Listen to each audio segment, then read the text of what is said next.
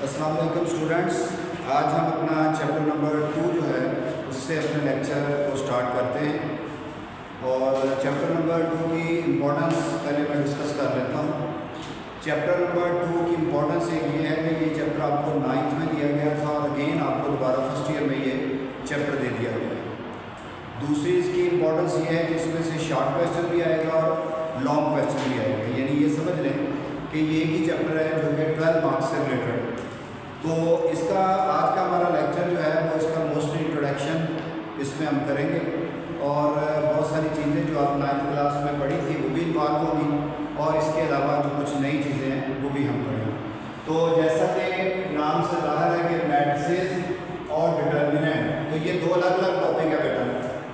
हम पहले इस टॉपिक के बारे में कुछ बात करेंगे और फिर उसका यूजेज और फिर उससे रिलेटेड जो क्वेश्चन है वो करेंगे। तो सबसे पहले अगर आप देखा जाए कि मैट्रिक्स जो है, मैट्रिक्स क्या चीज़ है।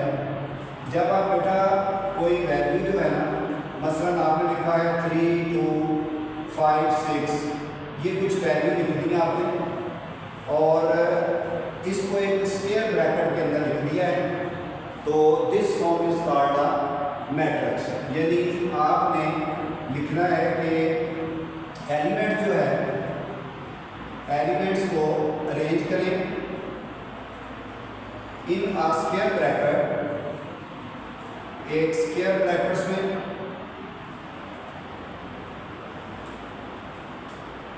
इन form of rows and column.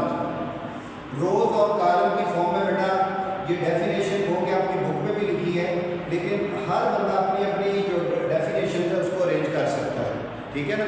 ये जो आप अगर आप बुक खोलेंगे तो वहाँ पर भी ये दिया गया है कि स्टार्ट कहाँ से हो रहा है, लेकिन आपको जब ये पता चल जाता है तो फिर आप अपनी डेफिनेशन जो है ना वो क्रिएट कर सकते हैं। तो कॉलम, तो अब आपको देखना पड़ेगा कि ये जो चीज़ है इसको रो बोलते हैं और इसको बेटा क्या बोलते हैं, कॉलम। मैट्रिक्स का पता चलेगा। तो ये जो इसके अंदर लिखी होती है ना वैल्यू, ये इसके एलिमेंट्स होते हैं। Elements always in, always in अगर डिजिट ना दिए जाए तो फिर वो होगा बेटा A, B, C, so small z में, ठीक है। यानी इसके मैट्रिक्स की कोई भी वैल्यू जो है वो कैपिटल में नहीं हो सकती। और इसी तरह ही अगर मैं इसको जाहिर करूँ कि एक मैट्रिक्स है तो मैं इसको जाहिर करूँगा A से और ये मैट्रिक्स, तो इसका मतलब है कि it is denoted by capital A, capital B, capital C and capital Z। Element को स्मॉल ABC से और इसको बताते खुद किससे डिनोट करना है, कैपिटल से, ठीक है। तो जब हमें पता चल गया ये रोज और ये कॉलम होते हैं, रोज और कॉलम की फॉर्म में एलिमेंट को लिख देना मैट्रिक्स कहलाता है। और फिर इसके एलिमेंट अगर की बात करें तो वो स्मॉल ABC हो सकते हैं और मैट्रिक्स जो है वो कैपिटल ABC से डिनोट होता है, ठीक है। अब आप नेक्स्ट इसका देखते हैं ऑर्डर क्या होता है इसका। ऑर्डर इसका, ऑर्डर को हम जाहिर करते हैं m/n से, या बेटा m क्रॉस n से भी लिख सकते हैं। ये m जो है ये रो को जाहिर करेगा और n जो है वो कॉलम को जाहिर करेगा, number of row, number of column को जाहिर करेगा, ठीक है। तो ऑर्डर भी आप इसका बता सकते हैं। फर्ज करें ये मैट्रिक्स एक दिया गया है तो इसका ऑर्डर जो होगा वो क्या होगा, इसी का अगर ऑर्डर देखें तो वो होगा 2/2, यानी 2 ही रोज है और 2 ही कॉलम है जैसे। उसके बाद आ गया बेटा equality of matrix. Equal matrix कौन से होते हैं, इक्वल मैट्रिक्स। इक्वल मैट्रिक्स में दो चीजें देखनी है, number 1 order same, number 2 element same, element same और ऑर्डर सेम, ये दो चीजें देखनी है। इसकी एग्जांपल देने लगा हूँ। ए हमारे पास है 1, 2 और 3, 2 और अगर देखें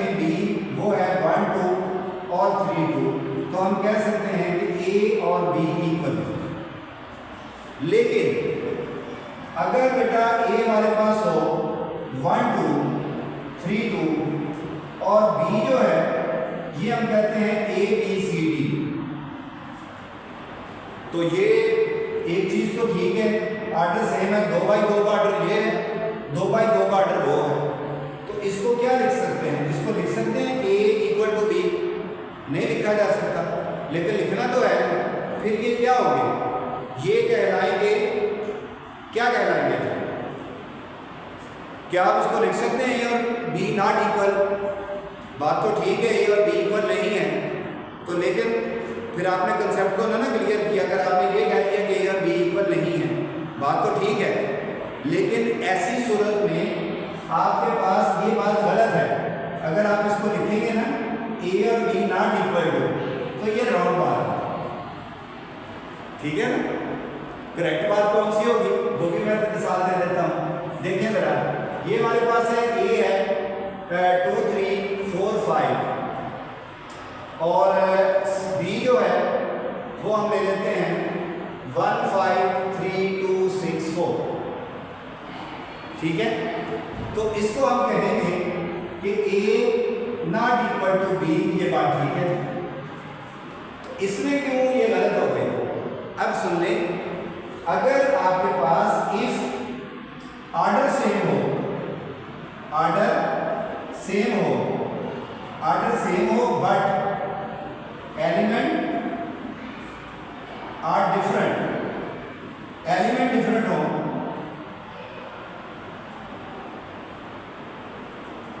डिफरेंट हो, देन इट इज कॉल्ड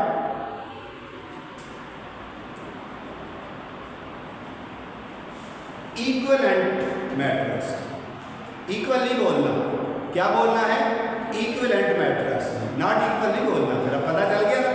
अब आप मुझे बताएं कि ये A और B में ऑर्डर नहीं सेम, एलिमेंट भी नहीं सेम, तो ये तो फिर क्या होगा?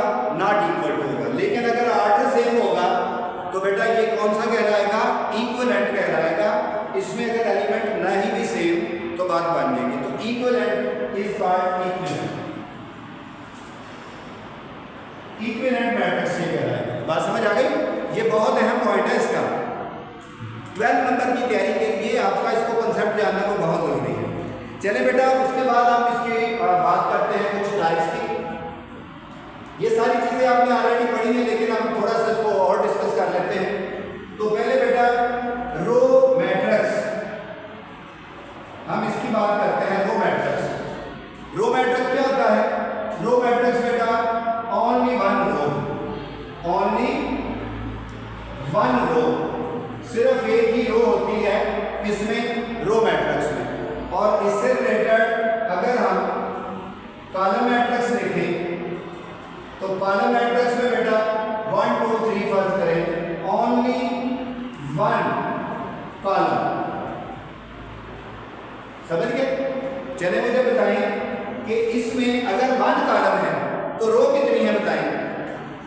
3 रो है, ठीक है ना? ये देखिए, एक रो, ये दूसरी रो, ये तीसरी रो।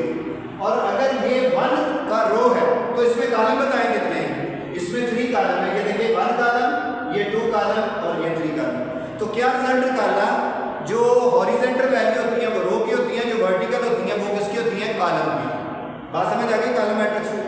उसके बाद बेटा रो और कॉलम के बाद हम देखते हैं square matrix. Square matrix, square matrix कौन सा है? ABCD। इसमें क्या होता है?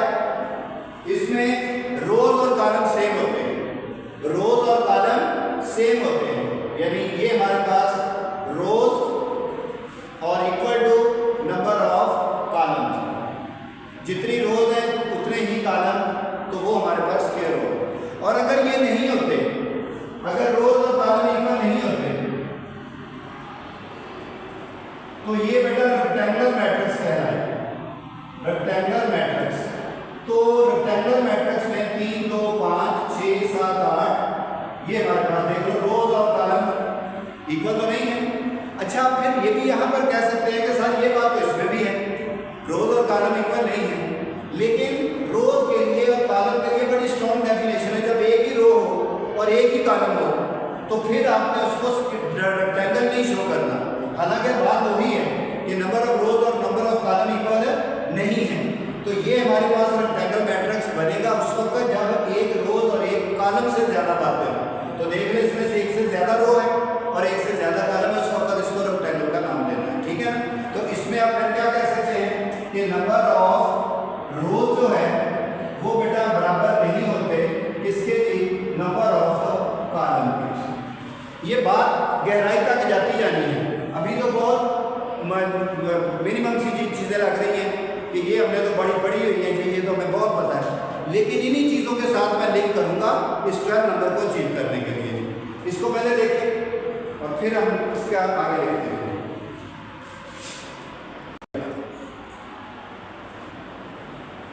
जी बेटा, उसके बाद रेक्टेंगल मैट्रिक्स के बाद हम इसकी टाइप करते हैं जीरो मैट्रिक्स। जीरो मैट्रिक्स या इसका पता है आपको, इसको नल मैट्रिक्स भी कहा जाता है। तो ये कौन से होते हैं? ये बेटा होते हैं जिसमें all elements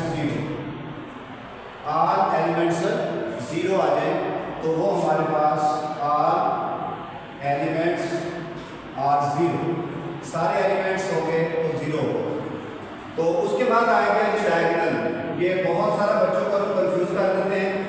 diagonal matrix, diagonal matrix के लिए आपने ये देखना बेटा कि ये हमारे पास अगर मैं मैट्रिक्स लिखता हूँ वैसे ही 1 और 2, 1 2 3 ये बना, और उसके बाद लिखते हैं जी 0 0 0 0 0 0 और बस, ठीक है। तो बेटा आपने डायगोनल मैट्रिक्स के हवाले से ये देखना है कि इसको बोलते हैं डायगोनल। ये वाला डायगोनल है। अगर ये वाले एलिमेंट जो हैं इफ डिफरेंट हो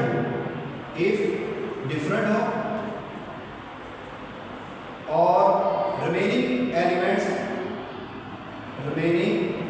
एलिमेंट्स जीरो हो, तो ये हमारे पास डायगोनल मैट्रिक्स कहलाता है। ये इसका मेन डायगोनल कहलाता है। ये क्या कहलाता है? इसका मेन डायगोनल। मेन डायगोनल इसका मतलब कोई और डायगोनल भी होता है, ये मेन डायगोनल है, ठीक है। तो आप अगर देखें ना, तो मैंने कुछ इस तरह से किया है। ये है डायगोनल, इसको डायगोनल बोलते हैं मैथमेटिकली। ये परपेंडिकुलर होता है, ये बेस होती है। तो ऐसे भी तो हो सकता है, हम इसकी बजाय इधर बना देते हैं ये वाला, तो फिर ये होगा। तो वो कौन सा होगा? वो ये वाला बनेगा, क्योंकि ऐसे ही है, ऐसे ही। तो इसको कहते हैं सेकेंडरी डायगोनल। सेकेंडरी डायगोनल याद रखना, मेन डायगोनल और सेकेंडरी डायगोनल। तो बेटा डायगोनल में कौन सा सेकेंडरी या हमारे पास मेन डायगोनल कोई भी डिफरेंट वैल्यू और बाकी रिमेनिंग जीरो हो, तो वो डायगोनल मैट्रिक्स कहलाएगा। यानी इस तरह भी हो सकता है कि ये डिफरेंट होती है और बाकी जीरो हो जाते हैं, ठीक है। तो उस सूरत में भी इसको डायगोनल मैट्रिक्स कहना।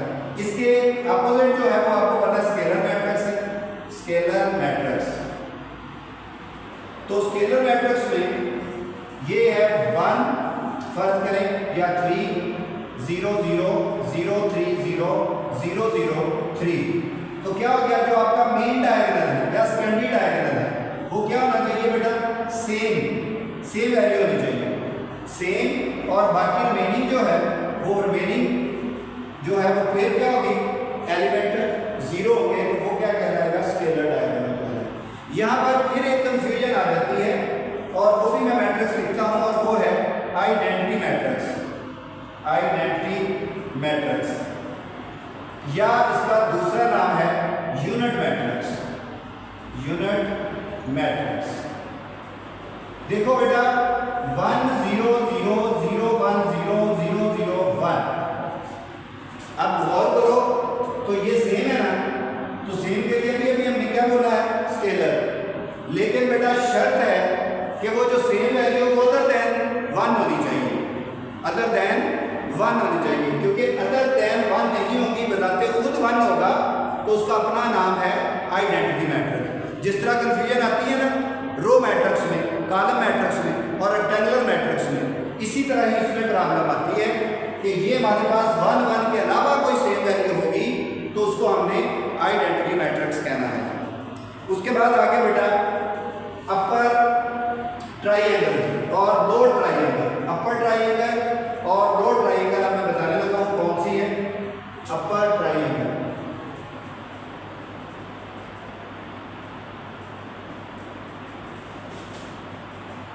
ये देखिए बेटा, ये हमारे पास है जी 1 0 2 0 0 6 0 0 और 0।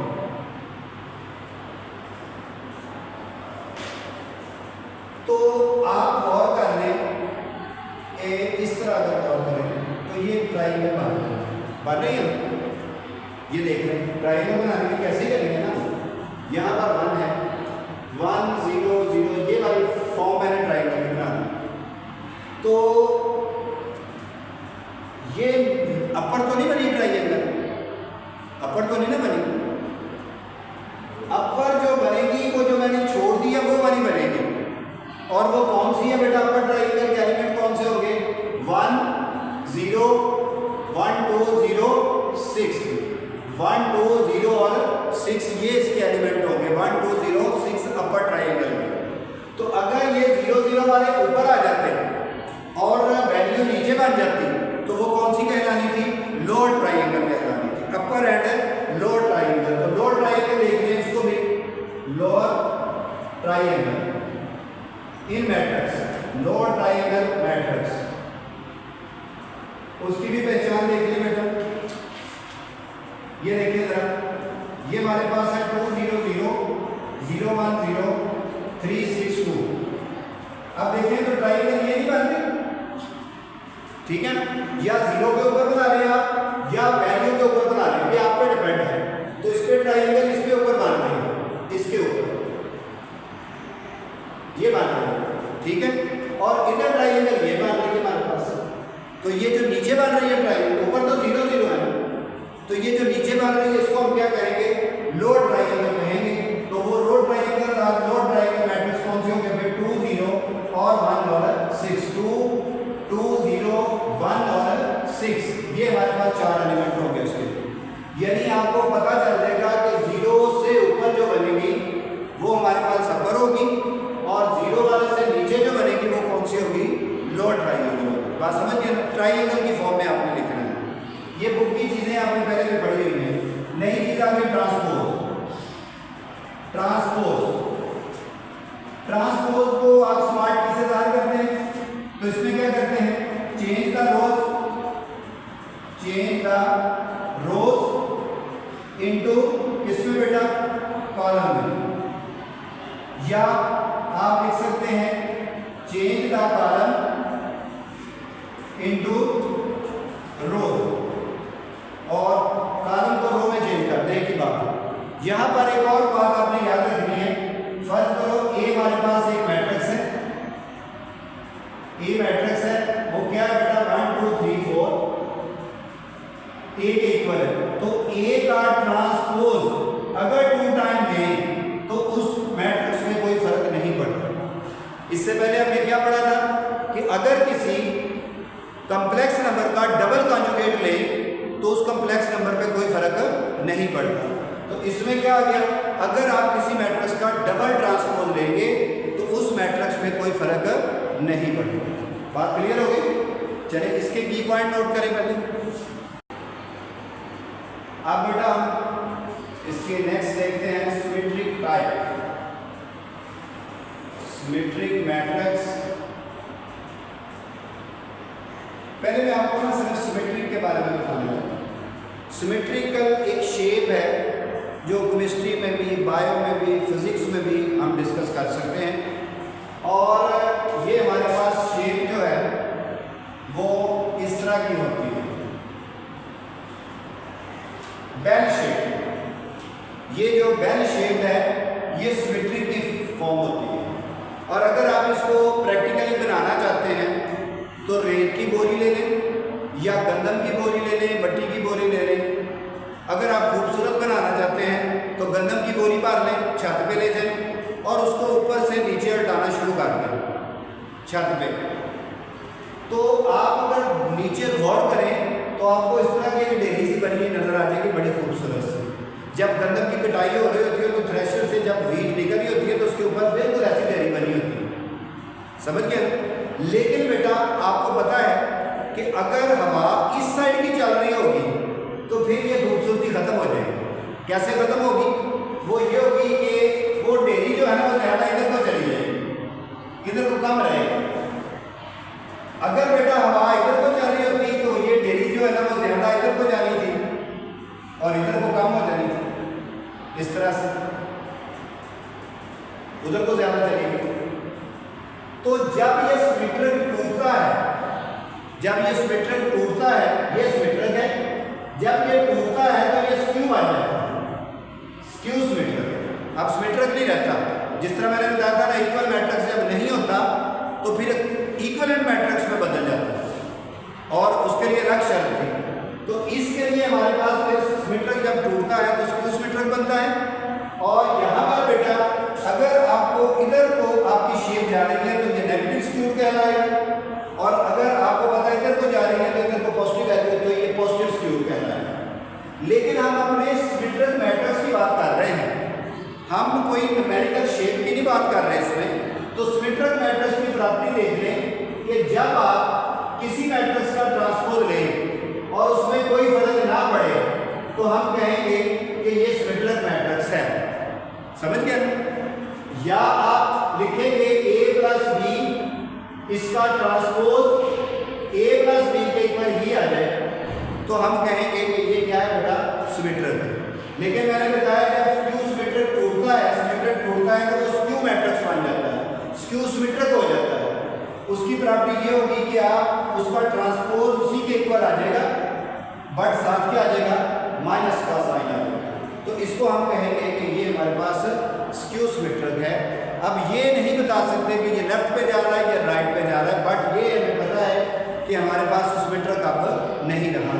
और इसी तरह ही आप ये भी कह सकते हैं फर्ज कर a माइनस बी है तो इसका matrix equal to a minus B, but साथ क्या आ जाएगा, माइनस, तो उसके इक्वल आ जाएगा।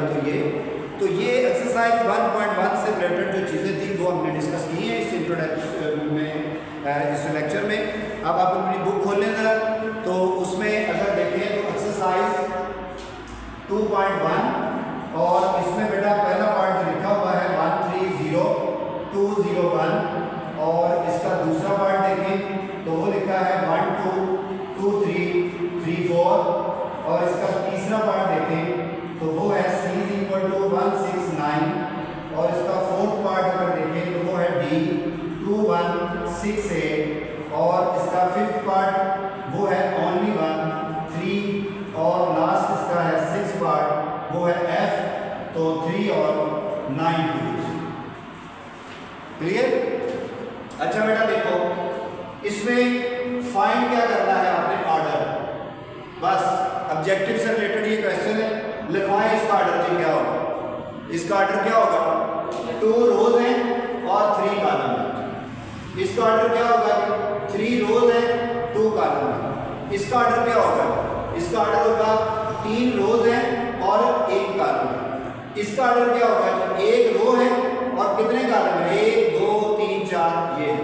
इसका ऑर्डर क्या होगा, इसका ऑर्डर होगा 1/1 और इसका ऑर्डर क्या होगा, इसका ऑर्डर होगा हमारे पास 2/2। तो स्क्वायर मैट्रिक्स कौन कौन से हो सकते हैं, 2/2 का, 3/3 का, 4/4 का, जितने का मर्जी आप ले सकते हैं। अब ये हमारे पास इसका पहला मैट्रिक्स का क्वेश्चन का आंसर आ गया। अब बेटा इस क्वेश्चन के बाद ये हमें सिंगल मैट्रिक्स लिए गए। हमारा लेक्चर आज का इधर ही कंप्लीट होता है कि आज हमने मैट्रिक्स डिटर्मिनेंट को ये भी हमने छेड़ा, डिटर्मिनेंट अलग बात है।